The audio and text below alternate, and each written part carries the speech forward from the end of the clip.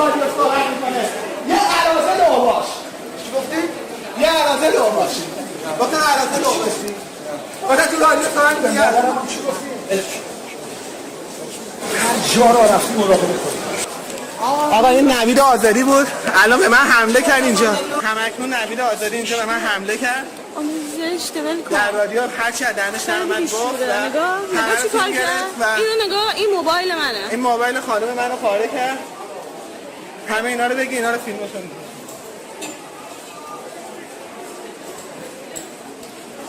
ببین کیف میفهمون رو نبرده باشه حالا.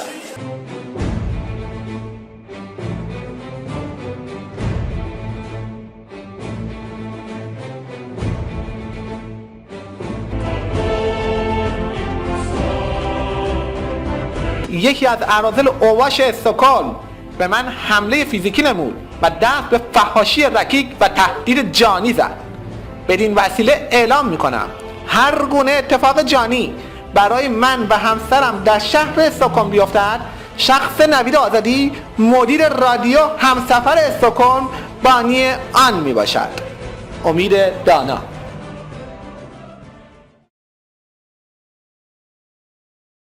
من از دوستان عزیزی که در اینجا تشریف آوردن تشکر قدردانی میکنم، به خاطر اینکه مشکلی واقعا در برگزاری ما وجود نیاد. فقط پرچم‌های ارگان‌ها و سازمان‌ها هست بره بالا، عکس رهبران سازمان‌ها و احزاب رو لطفاً بیارم پایین که ما بتونیم به کارمون ادامه بدیم. تشکر میکنم. دوستان عزیز خیلی ممنون که تا اینجا تحمل کردین برنامه رو. من از حضار عذرخواهی میکنم و جلسه رو و این اکسیون رو فعلا تعطیل میکنیم تا این عکس‌ها جمع بشه. ما برای دموکراسی و آزادی آمدیم اینجا. ما برای اتحاد اومدیم. منتها با درفش خودمون. اگر کسی میخواد با مردم ایران باشه، اگر کسی میخواد مبارزه مردم ایران رو نمایندگی کنه، پرچم آزادی و برابری زن و مرد رو بلند کنه، پرچم علیه زندانهای سیاسی رو بلند کنه، پرچم علیه دیکتاتوری بلند کن، پرچم در دفاع از آزادی‌های به خاک و خون کشیده شده مردم بلند کن. بگو من به حکومت اعدام نمیگم، بگو اعدام نه، بگو سنگسار نه، بگو حکومت دیکتاتوری نه، اینا رو بگو. عکس شاهزاده رضا پهلوی، البته آقای پهلوی، حالا نمیگم شاهزاده، شخصی است که در سال 57 هیچ نقشی نداشته در انقلاب، اما همه گروه‌ها با هر طرز تفکری به مانند الان که میکروفون رو به من نمیدن تا من داد بزنم گلون پارشه، همون موقع همین کارو کردن و شاهزاده که اون موقع نبوده، ولی همه این دوستان پشت آقای خمینی وایسادن. امروز ما بایستید امروز ما همه شما رو میبخشیم. ما توده‌ها، کمونیستا، جبهه ملی مذهبی‌ها رو میبخشیم برای اتحاد. شاهزاده گفته امروز فقط اتحاد در عمل ما اتحاد کردیم. امروز اومدیم کنار شما بایستیم، اما شما گفتید عکس شاهزاده رو بیاریم پایین و تریبون به ما ندادید. من توان صحبت دیگه ندارم، خستم. اما امروز این بچه‌ها اومدن عکس آقای پهلوی رو گرفتن، هیچ شعاری ندادن، بلکه اتحادمون رو با شما دوستان کمونیست اعلام کنیم. ما اومده بودیم که بگیم ما اومدیم برای اتحاد. حالا شما پروانه میدین ما وایسیم بدون که شعار بدیم، حتی ما شعار ندادیم، ما وایسیم شعارهای شما رو تکرار کردیم. اما تو این عکسی هم که میبینید نوشته امروز فقط اتحاد در عمل. یعنی امروز من عبدالله پادشاهی بیام کنار توی دوست کمونیست وایسم و ایشون رو بغل کنم بگم که پرچم قرمز داره. این اتحاد یعنی که ما کنار دوستان کمونیست وایسیم. واقعا دهن من خوش شده. اگر دوستانی که اسمشون دوست نیست، اگر جانورانی که هنوز میخوان بین نیروهای مبارز مخالف کل نظام بخوان اختلاف بندازن، خودشونو سبک کردن.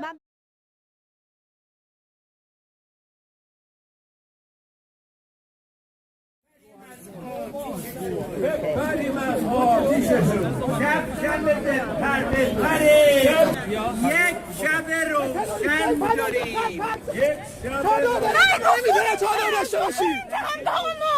نمیذاره. شما پرچم رو میگیرن. این شورانی Nej, de får inte på honom! پرچم بره بالا نمیاد پایین. پلیس کمونیست حریف من نمیشه.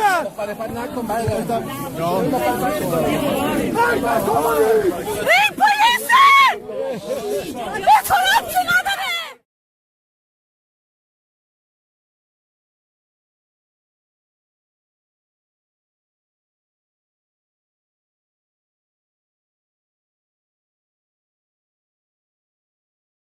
قدیمی‌ها میگفتن قربون غریبه. دقیقاً حکایت این مغزهای کمونیستیه که در مورد تاریخ ایران دست به دروغ پراکنی میزنن. مغز کمونیستی هستی دیگه، چی بهت بگم که آمار طلاق شما کمونیستا همینجوری رو به افزایشه. شما کمونیستا که یک مسئله ریاضی به مانند 2 به علاوه 2 رو نمیتونید حل کنید، میخواید فکری به حال مشکل لایه اوزون بکنید. کمونیست شما خوبه؟ کمونیست یعنی چی؟ آزادی و برابری و چرا در زرورق بوروکراسی مارکسیستی شما کمونیستا بخوایم بپیچیم که بشه کره شمالی و یا همون استالین و یا اون آلمان شرقیتون. هرچند زرورق که چه عرض کنم، گونی پوسیده قرمز با داس و چکشتون. تمام مفاهیم آزادی و برابری برخواسته از پادشاهان و فرهنگ و تاریخ و تمدن ایرانه تا چشم شما دشمنان ایران هم در بیاد.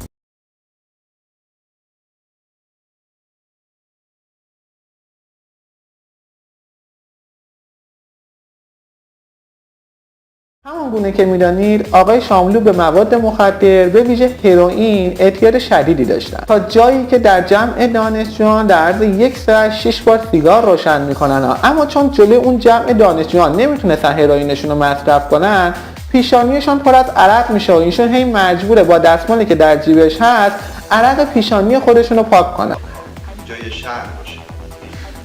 زمانی که یک شاعر در این سطح یک تعداد هوادار پیدا میکنه، نباید این هروئینا رو بکشه که رو مغزش اثرات منفی بذاره و این حجم چرندیات رو در مورد تاریخ ایران بگه. هروئین همون گونه که میدونید اثراتی بر مغز میذاره که مصرف کننده به مانند آقای شاملو به اراجیفگویی و چرندگویی واداشته میشه. پژوهش‌ها با استفاده از اسکن مغزی نشان داده اند که مصرف دراز مدت و مداوم هروئین به تغییراتی در نحوه عمل مغز می‌انجامد و حالت طبیعی کارکرد مغز را مختل می‌کند. بنابراین تعجبی نیست از یک فرد هروئینی که در مورد تاریخ پرشکوه ایران بزنه به سرش و این چرندیات رو بگه. اما تعجب از آنان نیست که ادعای سالم بودن می‌کنن و شاملو رو شاعر مردمی و محبوب خودشون می‌دونن. این هم پاسخ روده است به هواداران آقای شاملو.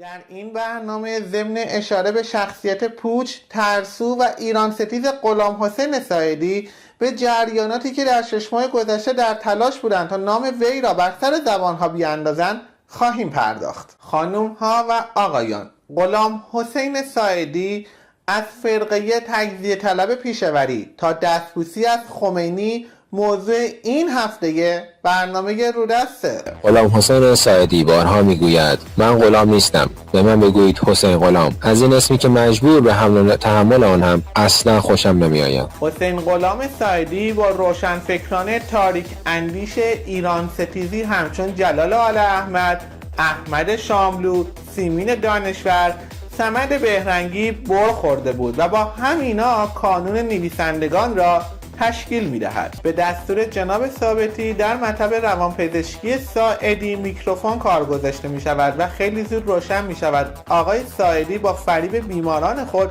با آنان همبستر می‌شده. از آنجایی که حسین غلام ساعدی می‌بینه شخصیت پریلش پیش مأموران ساواک رو شده، قدرت تکلمش از دست میده، رنگ از صورتش میپرد، تا جایی که آقای ثابتی فکر می‌کنه ایشان دارن سکته می‌کنن.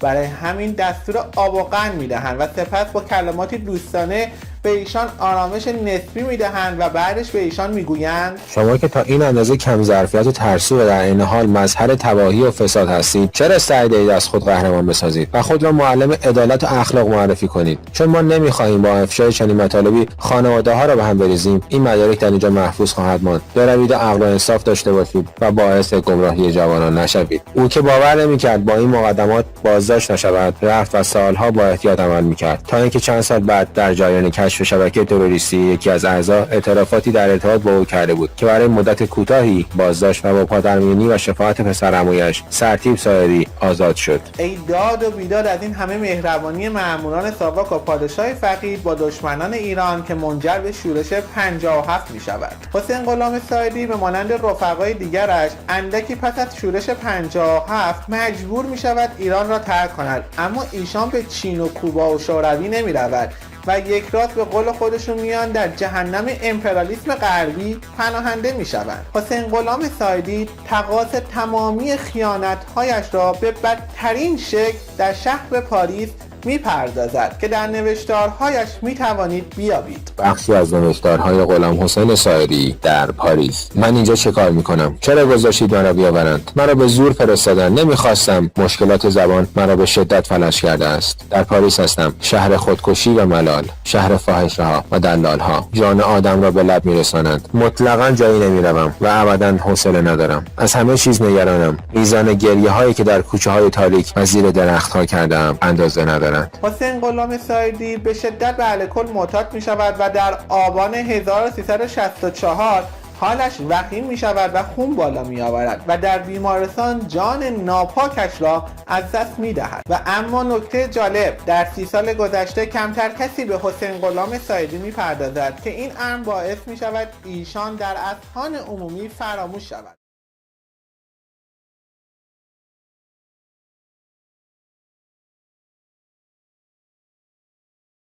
میگم فاضلابا همه یک جا میرن. به این عکس توجه کنید.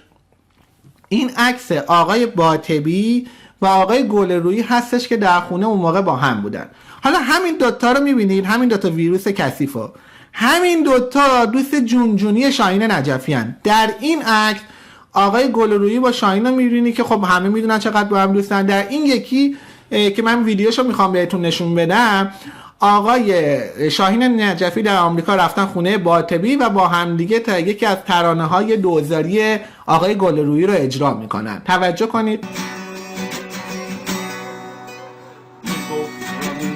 همیشه زیر ستاره کم بود، همیشه تا رسیدن فاصله یک قدم بود. هر کی که یه گیتار دستش گرفت یه 4 تا بزنه، 4 تا شعر و ور تو دهنش بندازه که هنرمند نیستش که عزیزان. مثل یغما گلرویی، احمد باطبی، میگم تو مسائل باید همه اینا رو قشنگ ببینیم اینا با کی ارتباط دارن، چی کار میکنن، کجا میرن. هر ستای اینا یعنی یغما گلرویی، احمد باطبی، به ویژه شاهین نجفی، همه اینا ارادت شدیدی به حضرت شاملو علیه السلام دارن. خب استادشون شاملو، بوت فکریشونه. حالا همین شاملو رو شما میرید نگاه کنید چیکار کرده. همین شاملوی تریاکی به مردم توهین کرده، در وصف تروریستا شعر گفته، توف تو اون آزادی که این شاهین نجفی اوباش که دوست صمیمی توئه بخواد برای من بیاره که این شعرها رو بخونه. ننگ بر تو آقای گلرویی، ننگ بر تو آقای باطبی، توف بر روی تو آقای شاهین نجفی که تاریخ و فرهنگ خودتون رو اینگونه خراب میکنید و ننگ و نفرین تمام تاریخ و فرهنگ ایران به اون حضرت شاملو علیه السلامتون. ما رحم بهتون نخواهیم کرد. من قبلا هم بهتون گفتم، خواهش میکنم همینجوری به هر احمقی لایک ندید.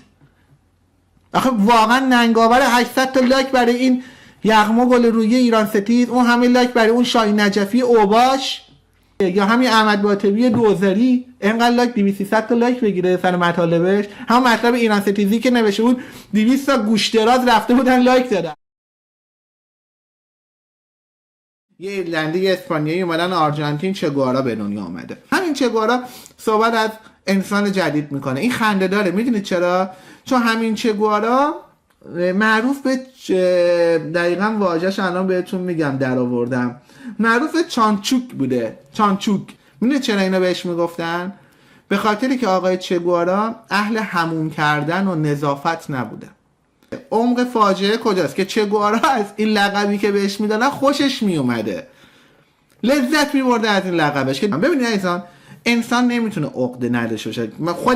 خود من معلومه که عقده دارم، معلومه عقده. من اصلا به خاطر همین عقده مقدس نامشو میذارم، عقده ورجاونده، عقده سپنده، عقده نیکه، عقده های درونی است. اینو میخواستم بهت بگم. خیلی از کسانی که کنار آقای چه گوارا و فیدل کاسترو بودن؟ میگه ما نمیدونستیم این دوتا رو دنبال انقلاب کمونیستی هن. ما نمیدونستیم این دوتا ما رو میخوان به انقلاب کمونیستی سوق بدن. میگه آقا بریدید بانک‌ها رو غارت کنید. عدالت اجتماعی چه گوارا زدن بانک ها هرج و مرجه. عدالت اجتماعی مارکسیستی، رابین هودای جدید، دزدای سر گردنه. آقای چانچوک که بهتون گفتم یعنی خوک کثیف میگره، زمانی بهش این جمله رو میگن بچینه نبوده. آقا دکتراشو گرفته، دکتر شده، فارغ التحصیل دکتری شده. فکر کنید یه آدم، یک محصل دیگه، کسی که تحصیل کرده است، دکتره، چون پزشک بوده ارنستو گوارا. آقای ارنستو گوارایی که دکتر بوده انقدر کثیف میگشته و بهش یه چیزی میگفتن، لباسی که میپوشیده دوستاش بهش میگفتن لباس هفتگی، چون ایشونو میگن 10 روز یه بار، هفته یه بار لباس عوض میکرده. در زمان دکتریش بوده.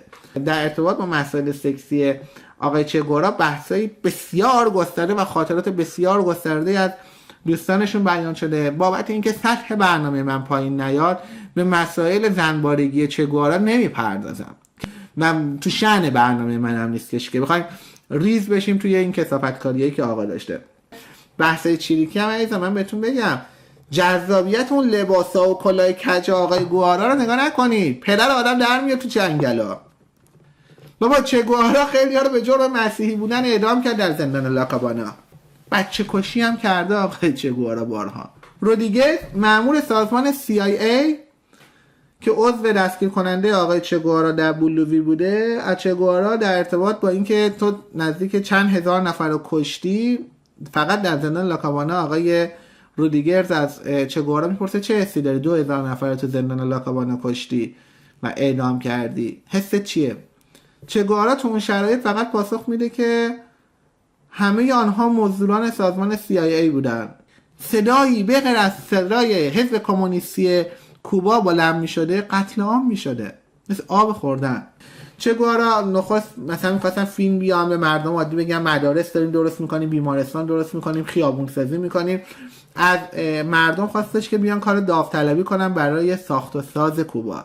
و آقا خودش هم بعضی وقتا لباسای تنو میکند و در همون روزه اول میومد با بقیه کار عادی انجام میداد، برای مدرسه سازی، جاده سازی، بیل و کلنگ میزد. بعد از یه مدت آقای چه گوارا و رفقا دیدن نه بابا این اگه خودشون که انقلاب کردن بخوان این کارو هم کنن خیلی ضایع است. دست بزنیم برای آقای چه گوارا، رفیق گوارا، ارنستو گوارا. جنایتی کرده این چه گوارا. رو دست به وجود اومده که تا آموزش سیاسی فرهنگی بده، رو دست به وجود اومده تا جامعه رو مجبور به فکر کردن کنه.